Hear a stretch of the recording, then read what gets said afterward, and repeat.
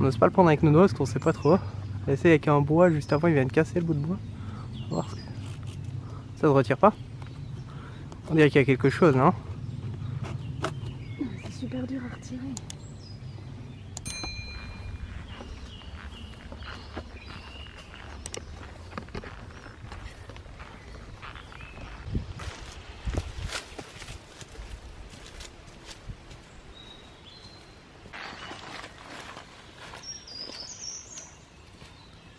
On s'est reperdu pour pas changer. Là on fait demi-tour. Mais on sait pas où on va tourner. Normalement après un chalet, on va prendre la première lisière sur la droite, sauf que quand on avance trop loin, il est mis propriété privée. Donc je pense que ça doit pas être là. On fait demi-tour. Mais je sais pas en fait. Je sais pas. Parce que selon elle, dans le guide, il est indiqué qu'on doit dépasser le chalet. Mais sinon on voit rien pour tourner à droite. Hormis ce chemin entrée interdite. Donc on va voir. Là on le sent, on est à la moitié de la marche, on doit être à 9-10 km. On le sent. Surtout que je suis pas avec mes bonnes chaussures, elles non plus. Et on va dire que c'est un peu plus difficile, sachant qu'elles ont plus de vécu. Les talons font un peu plus mal.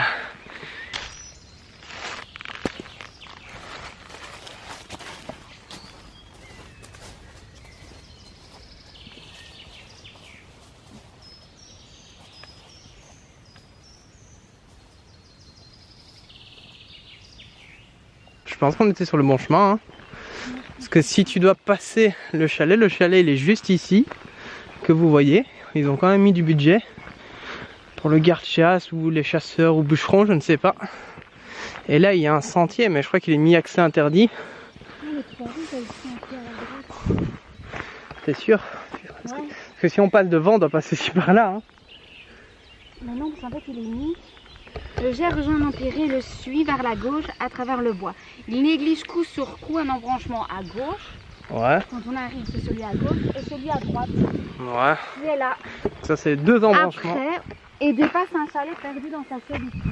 Donc ouais, ça doit être ça. Bah c'était par là, donc on était sur le bon chemin. Ce qui est bizarre, c'est qu'il est mis entrée interdite. Après, je sais que des fois... On débouche sur un chemin revêtu. Revêtu, c'est ça, avec, avec du goudron.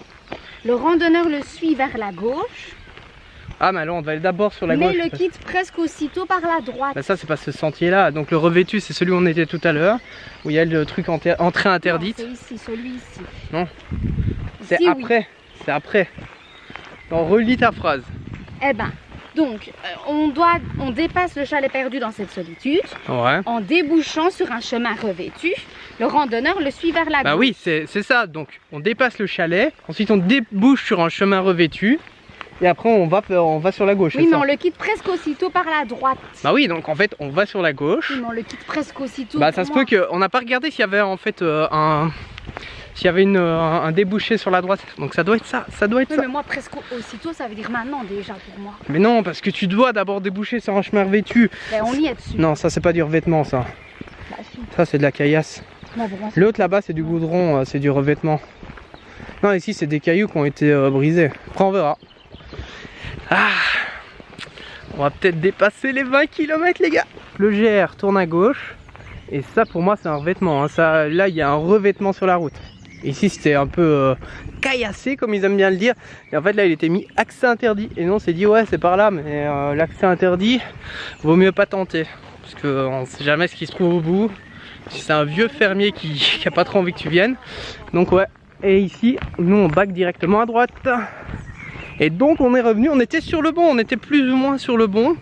Mais vu nos expériences périlleuses, ben, on commence à douter même de nous quand on est dans le bon, c'est ça. Là on fait des kilomètres en plus, on fait des mètres en plus, alors qu'on est à chaque fois sur le bon sentier. Donc ici on tourne, et en plus on suit le GR, donc on est débile quoi. J'avais cru lire en fait moi sur le livre, ouais. Ici on tourne à gauche ou à droite nous? À droite, donc on suit le GR encore. Ce qui est cool avec ce sac, c'est que t'as un repose-tête, tu vois, t'es au calme. Oh, moi, non. Allez, on fait une petite sieste en marchant au calme. Oh. Allez, on est sur la bonne route. C'est moi le maître guide aujourd'hui, parce qu'en fait, comme d'hab, le GR, surtout qu'ils ont mis les toutes nouvelles plaques, donc on les voit bien. On nous dit qu'il tourne à droite, on nous dit qu'il tourne à gauche, donc là de là où on vient, là où je me trouve actuellement. Et là quand tu continues tout droit, tu vois en fait la croix barrée, c'est-à-dire que le GR passe pas par là. Donc qui est cette croix là. Et en fait c'était traître. Il faut savoir, ça se passe vraiment à côté de la maison, là tu as l'impression de rentrer chez les gens. Et qu'est-ce qu'il y a ici? Qu'est-ce qui se trouve ici? Le petit GR dissimulé. Et voilà, on est parti dans un chemin. C'est bon ma grosse tête, salut les gars. Bon allez, c'est parti. Donc c'est moi le maître du sentier. Bon, c'est pas ce que c'est. Possiblement un trésor de géocaching. On va voir. On n'ose pas le prendre avec nos doigts parce qu'on sait pas trop. On va essayer avec un bois, juste avant il vient de casser le bout de bois. On va voir ce que... Ça se retire pas? On dirait qu'il y a quelque chose, non? C'est super dur à retirer.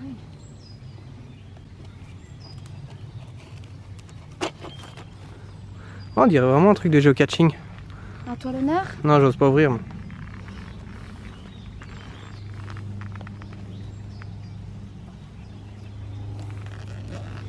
Quoi dedans? Ouais, c'est... Non, ou des médicaments. En fait, tu dois dire ton nom. Et alors tu mets un objet dedans en fait. Ah, c'est pas mal. Et tu mets ton nom, t'écris ton nom T'as en un fait. bic? Il y a plein de monde. Ouais, c'est ça, gars. Regardez le nombre de monde qui ont trouvé. Voilà, tu vois. 2019, 1er mai. Ouais, le 6 mai, le 10 mai. Regardez. On a trouvé un trésor. Là, dedans. Non, ils ont mis une Petit capsule, un petit escargot. et Je crois que normalement tu dois reprendre ce qui est dedans et tu dois mettre un nouveau. Mais nous, ce qu'on va faire, on va le laisser. Je vais regarder s'il nous reste encore des pièces du Danemark et si je les ai en double parce que j'aime bien collectionner. Et à ce moment-là, on va les mettre dedans, comme ça les gens auront un petit souvenir.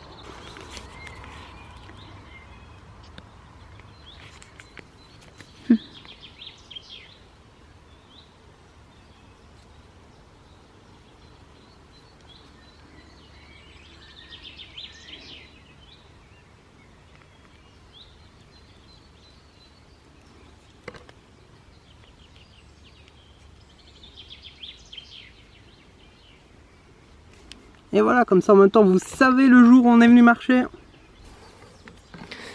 Et voilà, donc nous, vu qu'on est sympa, j'ai par chance, j'ai encore des pièces en fait, on avait encore des pièces du Danemark. Tu l'as mise où la petite pièce? Ah, c'est toi qui l'as. Non, je te l'ai donné. Non, tu ne l'as pas donné. Wow.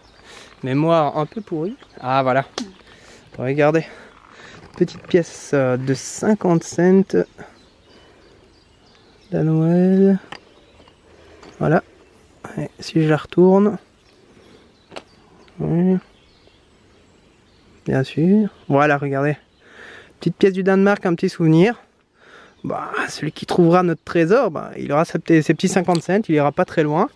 Mais voilà, on le remet.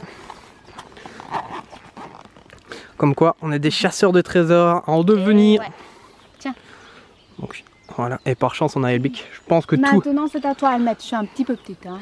Ouais, vu que maintenant je sais ce que c'est. Au début, je vais être franc avec vous avec le petit truc. Je me suis dit, ouais, c'est peut-être des trucs pas très licites. On va remettre ça. Ouais, je sais plus comment il a mis. Il est bien planté. Il est avec le truc de la sangle pour sortir, pour la faire sortir. Voilà. Donc on l'a remis. La sangle. Bah, la sangle, elle est là. Hein. Ça va, c'est parce que c'est pour pouvoir Voilà. tirer dessus. C'est de la triche si tu regardes cette vidéo et que tu fais du géocaching. Honte à toi. Mais voilà, pour les autres, comme quoi, des fois il y a moyen de trouver des... Si vous restez vigilant, on marchait comme ça et je voyais un petit truc bleu. Elle l'a même pas vu, elle est passée à côté. Ouais, c'est pas avec toi que je vais devenir riche, hein. T'es pas une pirate, moi je suis un pirate. désolée. Bon bah, maintenant faut tout ranger. Non! C'est pas cool de ranger. Parti pour le plan incliné? Je sais pas. Allez. On va perdre un peu de ce ventre. Hein. Oh, on a rien oublié, hein. Hey.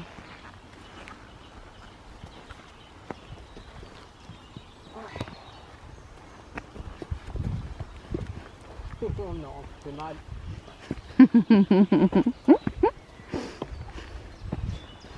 Tu le vois pas toi dans ta vidéo, t'as l'impression que c'est plat mais c'est traître. C'est traître. D'ailleurs tu le regardes quand je marche pas droit. Je suis biais comme ça, en biais comme ça. Ça fait mal. Ça va encore en fait.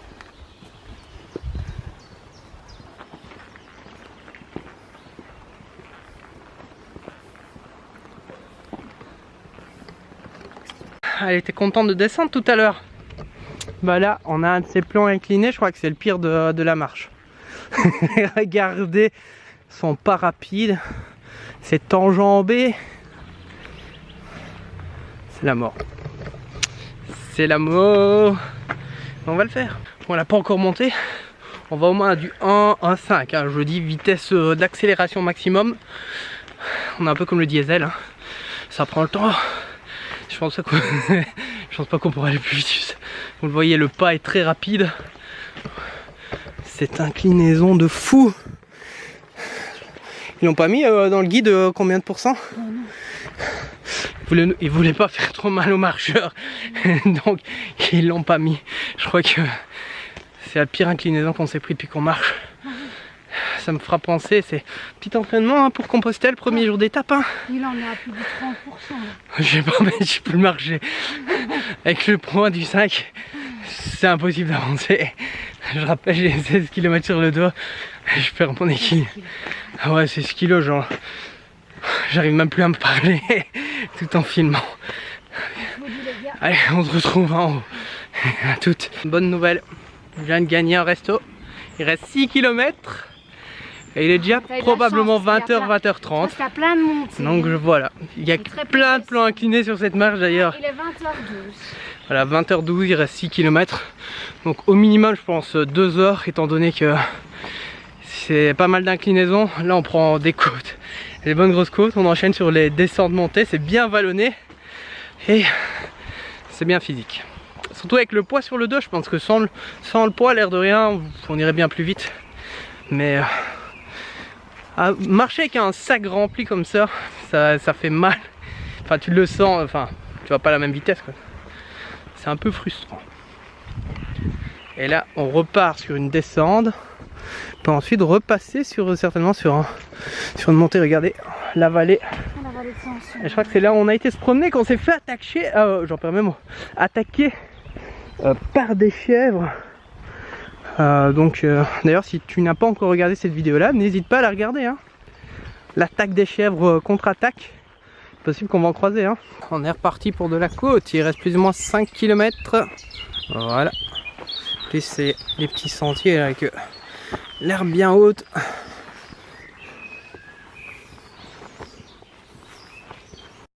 Le truc chiant quand ton sac est plus grand que toi, c'est que tu es obligé de t'abaisser dans ces trucs là. Parce que c'est trop. Regardez, même en baissant ça me touche.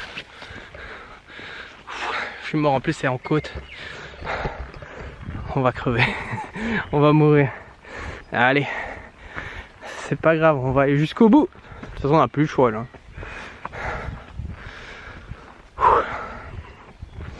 Surtout qu'on n'a pas vraiment fait de break sur ce chemin. Et ça se ressent.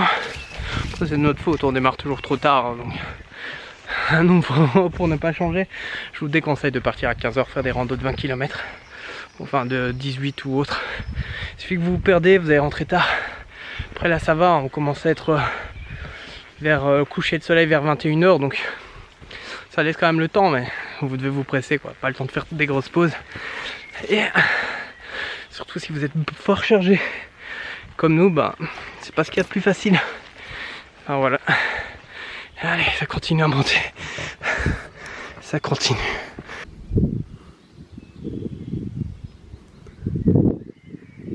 On vient en bas du pré et regardez comme c'est incliné. C'est tout ce qu'on vient de monter là. Je suis mort. Ça promet. Comment je vais survivre à 40 jours comme ça. J'espère que c'est beaucoup de plats en Espagne hein, par contre. Allez. Salut les copines. Hello. Nous avons un succès fou quand même. Bien également l'homme il s'en fout, il continue son tracé, tranquillos. En fait il a faim.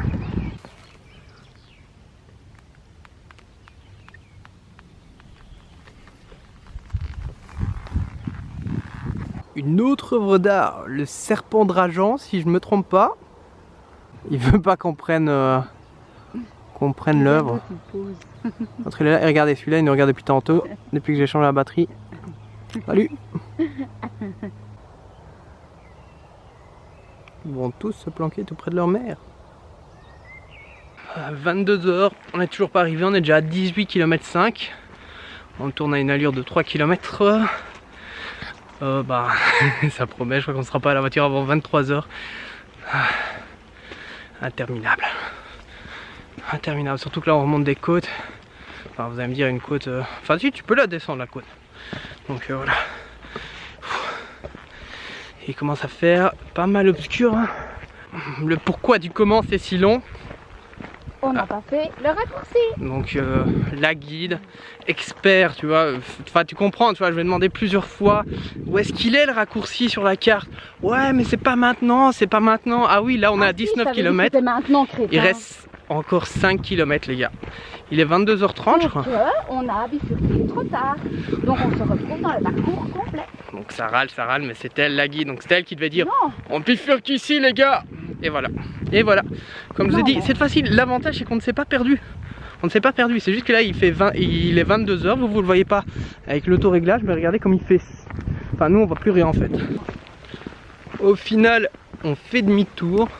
Parce qu'on va utiliser le GPS. Ça ira beaucoup plus vite.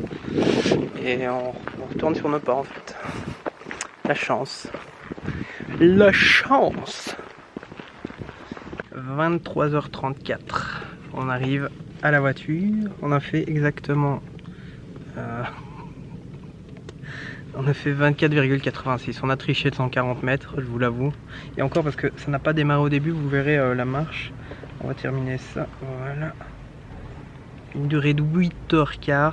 Je remercie mon guide d'avoir bien pris le raccourci. Grâce à toi le guide, on a travaillé notre corps. D'ailleurs elle est impatiente qu'on rentre. Donc voilà, j'espère que tu as aimé cette petite vidéo. N'oublie pas de t'abonner si ça te fait plaisir et mettre des likes.